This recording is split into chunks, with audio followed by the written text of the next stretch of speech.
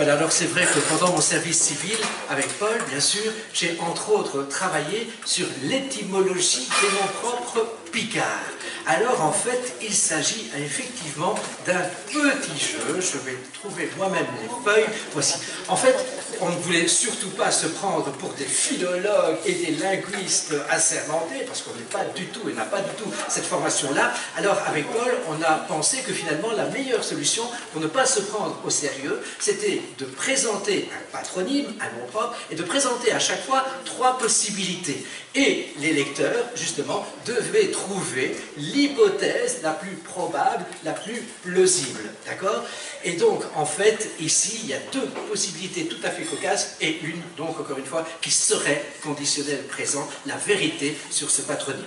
Justement, pour aller un peu plus vite, dans un premier temps, je donne les 3 possibilités, et ensuite, on essaie, parce qu'il y a des spécialistes dans la salle de la patronymie, eh bien, on essaie peut-être de trouver l'étymologie en question. Si je vous dis Dutranois, et vous connaissez des gens quand même qui s'appellent Dutranois, alors 3 possibilités. De trâner, trembler, avoir la maladie de Saint-Guy. Première possibilité. 2. De trâner, traîner. 3. De trâner, en effet, mais pour désigner un peuplier tremble. Donc, en fait, l'ancêtre des Dutranois aurait habité près d'un endroit planté de peupliers tremble. Alors, lesquels des 3 ? Troisième, impeccable, impeccable. Donc, Dutranois, de la trembler, littéralement. Faux. Et il y a eu Henri Faux, par exemple, qui a participé à l'atelier Picard. Alors, vous connaissez certainement des gens de Mépris-Feuille, par exemple, entre autres, les Faux. Eh bien, les Faux étaient des sournois, des hypocrites. D'où vient le patronyme Faux? Qu'est-ce qu'un faux en Picard? Allez, s'il vous plaît, je suis avec des spécialistes ici. Un faux, un être, très bien. Du brin faux, du être brin. Brin faux, du brin faux. Carnois, facile. Comme en Saint-Aubert, on est là sur la montée, on voit la ferme du Carnois. Carnois. Carme, Carnois. Jean-Luc, toi, Abbeville. Bon, Carme déjà. Carme vient de charme, donc de la charmille, Carnois, de la charmille. Du Quesnoy, allez, c'est simple, quel? Le chêne, donc du Quesnoy, de la chaînée. Du Saussois, comme à Saint-Maur, il y a des gens qui s'appellent du Saussois, du Sautois. De la de la saucée, de la solée, vous pouvez dire les deux en français. Il y a des personnes qui s'appellent Catois, ça c'est facile, hein? Allez, Bruno, Catois. Le roi de Catois. Le roi de Catois, mais c'est quoi une Catois? Pour mettre du pain. Oui, une corbeille en osier, d'accord? Parfait. Mais donc, c'est aussi utilisé par les apiculteurs, donc le patronyme pour renvoyer aussi à un apiculteur ou à un fabricant, justement, de corbeilles en osier. Cocu. S'agirait-il d'un mari trompé? Si tant est que ça existe, bien sûr. Si tant est que ça existe. Cocu. Dans le Belge, des cocus. Cocu. L'étymologie, hein. Pas de nom, s'il te plaît, tiens. D'accord. Pas de nom. On évitera ça ce soir. D'accord. Le coq. Oui, alors coq, mais coq. La coquelle glade. Aïe, aïe, aïe. Coquere, en latin, cuisiner. D'accord. On retrouve d'ailleurs encore en français maître que. Maître coq, maître que. C'est la même racine. D'accord. Le que, d'ailleurs, le patronyme le que existe. Herscheux, celui qui est chargé de. RC. Toi, tu me fais rêver Archevoix, quelque chose. RC. Un Picard. C'est quoi l'étymologie de Picard? Pourquoi on dit un Picard? Voilà, parce qu'effectivement, il utilise un pic, une pioche. Delmotte, Delru, tous ces patronymes sont effectivement tout à fait picards. On est bien d'accord, à partir du moment où vous avez le préfixe del, c'est de le, del. Delmotte, ça signifie quoi? De la mode. De la butte. Comme du bar. Du bar viendrait aussi de barreau, le gaulois barreau, qui signifierait mont, donc Delmotte, du bar, même combat. Qui est preux? Oh, attendez, parce que c'est Patrick et Dany et Didier interviennent, ça c'est précieux, ça, attention, on les écoute. Et du bar, voilà, tout de suite. Eh bien moi, messieurs, eh bien, il y a un thé du bar, d'accord? Donc ne m'assignez pas directement au bar qui est là, d'accord? Ça c'est après, il y a un temps pour tout, s'il vous plaît, il y a un temps pour tout. Donc, tel mode, tel rue. Quiévreux, chèvrier, éleveur de chèvres. Waquier. Et nous avons un personnage, ici, dans notre entité de Brunehaut. Qu'est-ce qu'un waquier, s'il vous plaît? C'est un éleveur? Exactement, c'est l'équivalent picard du cow-boy. Le waquier est un cow-boy, un vacher. Warnier. Qui a la charge d'une garenne. Warnier, qui a la charge d'une garenne, c'est-à-dire un lieu boisé. Du sard. Un sard? Un saule. Non. Un arbre. Très bien, Jean-Luc, une terre défrichée, un sard, du latin exactum, donc la terre défrichée. Collier. Là, Collier, j'ai retenu ce patronyme parce qu'en fait, je suis sponsorisé par la Pédieu. Et donc, chaque fois que je dis collier et brasserie collier, j'ai 10 € comme ça. Donc, ici, collier, s'il vous plaît, d'accord, comme la brasserie collier de Perruet, collier comme la brasserie collier de Perruet, ça me fait déjà 50 €. Et alors, c'est quoi l'étymologie? Collier, la chaux, qui fabrique la chaux.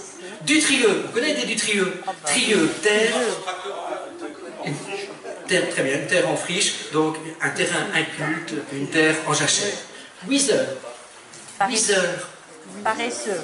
Oui, très bien, Péque Wiseux. Donc en fait, Wiseur, ça vient de oui, le huissier, celui qui est à la porte. Et alors vous voyez très bien ces portes en deux parties. Et le Wiseux, c'était celui qui se mettait à la porte et qui regardait tout simplement. Donc c'est un paresseux, il passe son temps finalement à regarder les autres. Dashi. En scène de Dashi, par exemple, de la Royal Company. Alors, Dashi, Dash, en picard. Les clous, très bien. Donc, un cloutier. Lagache, comme oiseau.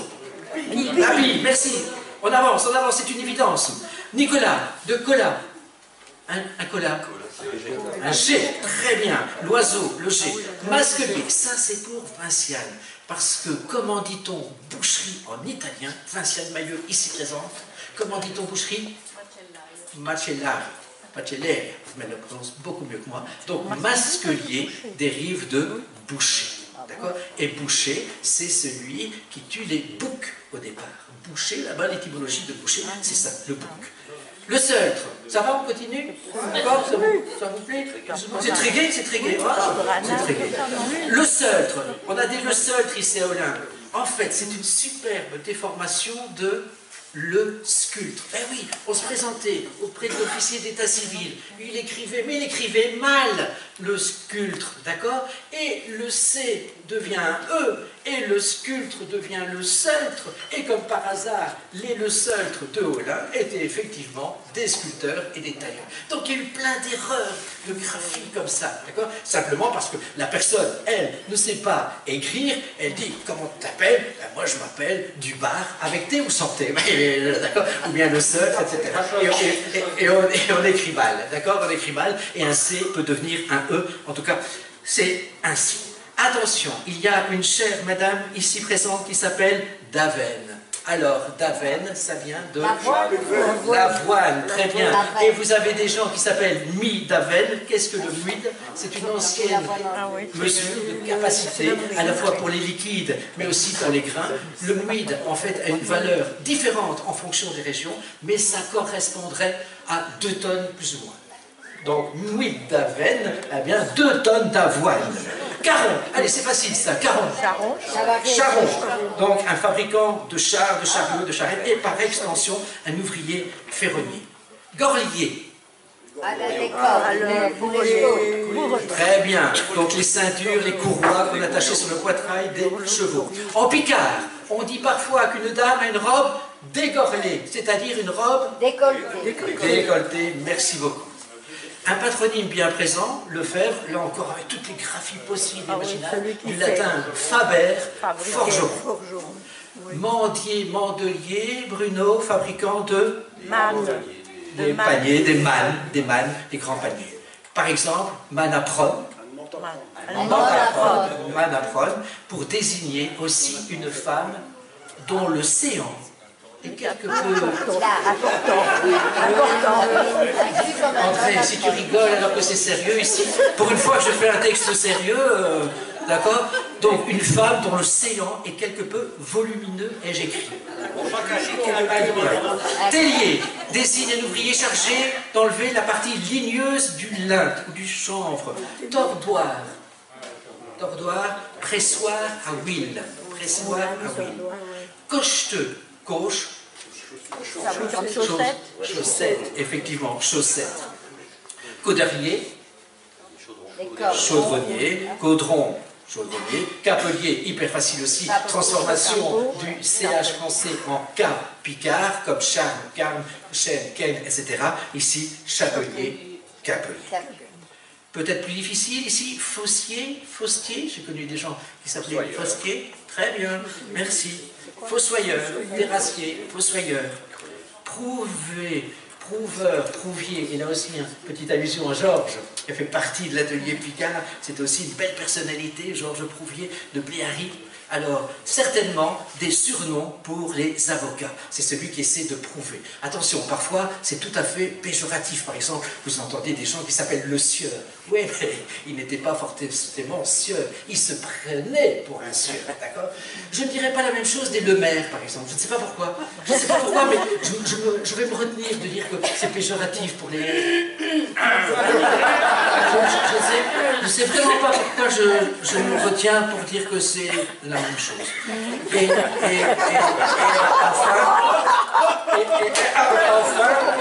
enfin, Ward, Delwart pour...